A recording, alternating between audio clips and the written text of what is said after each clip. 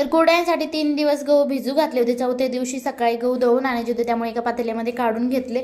तर छान असे गहू भिजले होते। त्यानंतर एका चाळणीमध्ये काढायचं, त्यातलं पाणी पूर्ण निथळून घ्यायचं। त्यानंतर वरतून चांगलं पाणी टाकायचं, गहू चांगले धुवून घ्यायचे। त्यानंतर मग मी सगळे गहू याच पद्धतीने धुवून घेतोय, म्हणजे एकदा काढून घ्यायचे। त्यानंतर चाळणीमध्ये त्यातलं पूर्ण पाणी निथळून घ्यायचं, एक पातेलं खाली ठेवायचं, वरती चाळण ठेवायची, म्हणजे कसं पाणी निघून जातं। त्यानंतर वरतून मी चांगलं पाणी प्यायचं, जे पाणी आहे फिल्टर पाणी ते टाकते।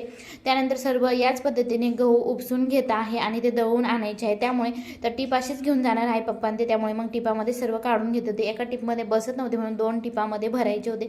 आणि इथं जवळच दळून देतात, घरी दळायला खूप वेळ लागतो आणि त्याला माणसंही लागतात, त्यामुळे दळून आणल्यानंतर पटकन होतं।